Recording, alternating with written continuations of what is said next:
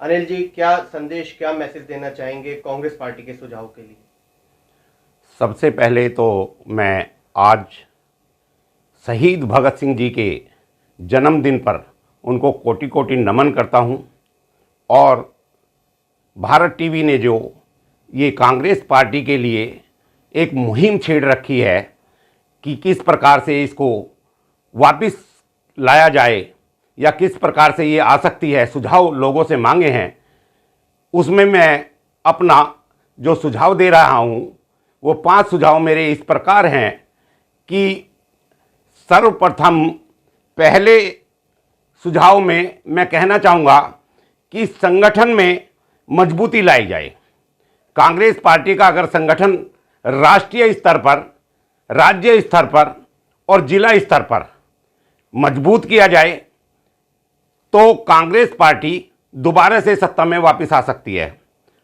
हमारे बाबरपुर क्षेत्र में जिले स्तर पर बहुत अच्छा संगठन भाई कैलाश चंद जैन जी ने खड़ा किया हुआ है और जमुना पार में पहले भी कैलाश जी की वजह से बहुत अच्छी पोजीशन थी और अब भी मुझे विश्वास है कि यहाँ पर कांग्रेस पार्टी अपना पहले वाला वर्चस्व कायम करेगी।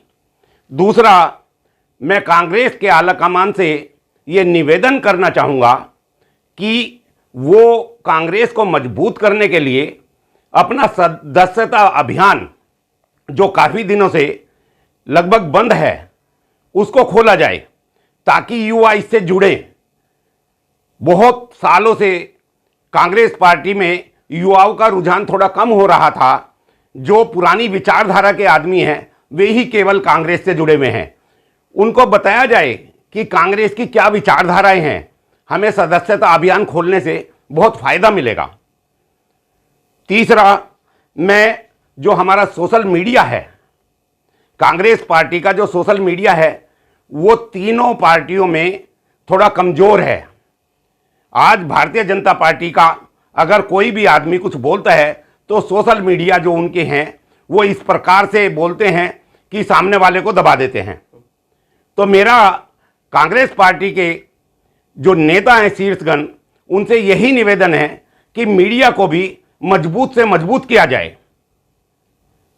चौथे नंबर पर मैं ये कहूँगा कि कांग्रेस अपने प्रवक्ताओं के लिए एक ऐसा अभियान चलाए या उनको ऐसी ट्रेनिंग दे जो कि राष्ट्रीय स्तर पर, राज्य स्तर पर, जिला स्तर पर ट्रेनिंग लेने के बाद में कांग्रेस पार्टी के लिए काम करें, तो उससे भी कांग्रेस को बहुत फायदा होगा।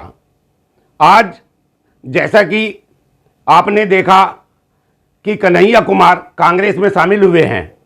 सबसे पहले तो मैं भाई कन्हैया कुमार जी को शुभकामनाएं देता हूं कि उन्होंने कांग्रेस पार्टी ज्वाइन की।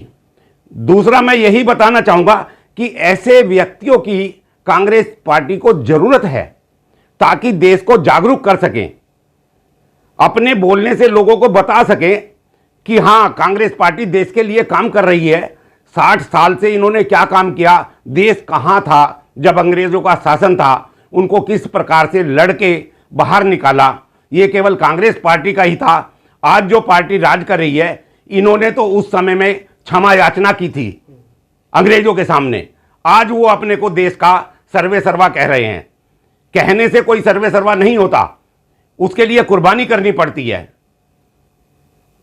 और मेरा पांचवा जो सवाल है वो ये है कि कांग्रेस पार्टी 2022 के निगम चुनाव जो दिल्ली में होने जा रहे हैं या उत्तर प्रदेश और 5 राज्यों में होने जा रहे हैं, उनमें जो जमीनी स्तर से कांग्रेस से जुड़े हुए हैं और जो कांग्रेस के लिए काम कर रहे हैं बहुत सालों से और साथ साथ समाज से भी जुड़े हुए हैं, ऐसे व्यक्तियों का सर्वे कराए और उनको जो है टिकट दे, फिर परिणाम कांग्रेस के लिए बेहतर से बेहतर आएंगे। आपको क्या लगता है इन 5 सुझावों पे अगर पार्टी काम करेगी तो कांग्रेस वापसी? बिल्कुल वापसी करेगी। कांग्रेस ने कई बार ये प्रूव कर चुके हैं। कांग्रेस 2-3 बार पहले भी, एक बार जैसे अपना विश्वास खो चुकी इंदिरा जी के टाइम में भी और उसके बाद भी नरसिम्हा राव जी के बाद में, लेकिन दोनों बार कांग्रेस जब आई तो उससे ज्यादा पावर में होके आई है। राजीव जी के टाइम में जब आई थी तो उस टाइम तो 75% से ज्यादातर जो कैंडिडेट थे दूसरी पार्टियों के, उनकी जमानत ही जब्त हो गई थी। अनिल जी, क्या मानते हैं कि कार्यकर्ताओं की कमी है कांग्रेस पार्टी में? कांग्रेस के कार्यकर्ताओं की कोई कमी नहीं है, सिर्फ इंप्लीमेंट की कमी है। अगर आज उनको कांग्रेस पार्टी जैसा कि पहले से ही कर रही है, आज भी कर रही है, लेकिन जो अभी मैंने 5 सुझाव दिए इनको उसमें शामिल कर लिया जाए। सम्मान की मैंने पहले वाले उसमें आपसे कहा था, कांग्रेस पार्टी पूरा सम्मान देती है अपने कार्यकर्ताओं को, इसमें कोई दो राय है ही नहीं। लेकिन जो ट्रेनिंग की बात है, प्रवक्ताओं की ट्रेनिंग की बात है, आज की डेट में युवा देखता है कि कौन अच्छा बोल रहा है। अगर हम अपना मैसेज, अपनी विचारधारा युवाओं के दिलों में उतार दें तो निश्चित रूप से कांग्रेस बहुत जल्दी दिल्ली में नहीं बल्कि 5 राज्य में, प्रियंका जी यूपी में आज मतलब ये कहना चाहिए कि डोर टू डोर जा रही हैं और वहां पे कांग्रेस अपना जो है बहुत अच्छा मैंडेट लेकर आएगी।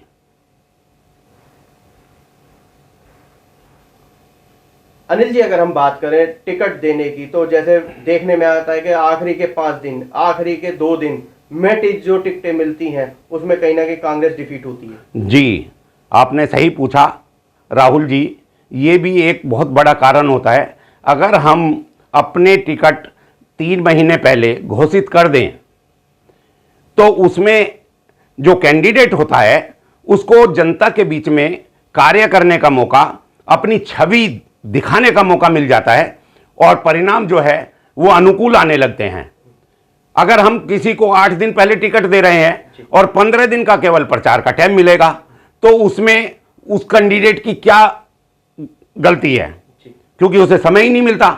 एक समय भी जो है जैसे और पार्टियां करती हैं, अगर कोई कैंडिडेट गलत निकलता है तो उसे हटाया भी जा सकता है, ऐसी कोई बात नहीं है।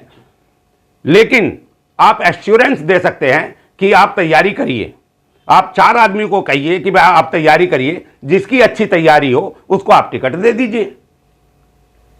आला कमान से क्या कहेंगे बस चलते चलते? आला कमान से मैं क्या कह सकता हूं, आला कमान तो जो भी कर रहा है वो देश हित के लिए आज से नहीं, लगभग पिछले 60 साल से देश सेवा में ही लगा हुआ है। उन्होंने तो अपनी 2 पीढ़ियां देश के लिए कुर्बान कर दी, इससे बड़ी और क्या वो हो सकती है। सोनिया गांधी जी ने जब उनको राष्ट्रपति भवन में प्रधानमंत्री पद के लिए बुला लिया गया और उन्होंने जिस टाइम बुलाया गया था किसी को भी उम्मीद नहीं थी उस टाइम हमारे देश के लिए, क्योंकि उनपे एक विदेशी महिला होने का आरोप लगा दिया था भारतीय जनता पार्टी की सुषमा स्वराज जी ने, केवल उसके लिए उन्होंने अपना प्रधानमंत्री पद बलिदान दे दिया और देश के जो एक बहुत बड़े आर्थिक नीतिकार हैं डॉक्टर मनमोहन सिंह जी, उनको देश के प्रधानमंत्री पद के लिए नॉमिनेट करवाया, जो कि उस टाइम लोकसभा के मेंबर भी नहीं थे। ये एक परिचायक है देश के बारे में सोचने का। अनिल जी, एक बात बहुत जोरों से चल रही है कि सोशल मीडिया पर अन्य पार्टी तोड़ मरोड़ करके कांग्रेस की हिस्ट्री पेश कर रही है। राहुल जी, आप भली भांति समझ रहे हैं और जानते हैं, आपने बहुत व्यक्तियों के इंटरव्यू लिए हैं। आप मुझे स्वयं बताइए कि आज केजरीवाल जी उत्तराखंड में जाकर बोल रहे हैं कि मैं हर घर में नौकरी दे दूंगा। पहले दिल्ली में ऐसा बोला था, क्या हर घर में नौकरी दे दी? क्या वो संभव है? जो चीज संभव नहीं है, अगर ऐसा कोई भी पार्टी बोलती है तो उसको चुनाव आयोग पे ही एक्शन लेना चाहिए और उसकी सदस्यता खत्म कर देनी चाहिए पार्टी की। जो चीज संभव ही नहीं है, 300 यूनिट बिजली फ्री, पानी बिल्कुल फ्री, हर घर में एक नौकरी, जो कि संभव नहीं है। दिल्ली वालों को 200 दे रहे हैं और स्टेट वालों को 300 दे रहे हैं, तो दिल्ली वाले बुरे हैं? दिल्ली वाले बुरे हैं, ये तो आप स्वयं बोल रहे हैं, इसमें मेरे कहने की तो कोई आवश्यकता ही नहीं है। और पब्लिक भी अच्छी तरह से जान गई है कि आम आदमी पार्टी के जो लीडर हैं वो क्या ख्वाब दिखाते हैं और क्या परोसते हैं।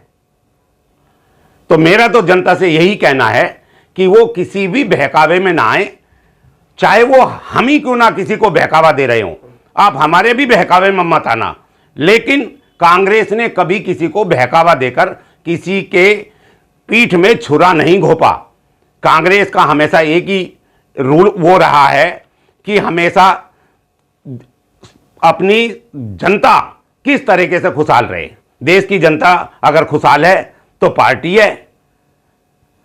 जनता से बड़ी कोई चीज नहीं है, समाज से बड़ी कोई चीज नहीं है।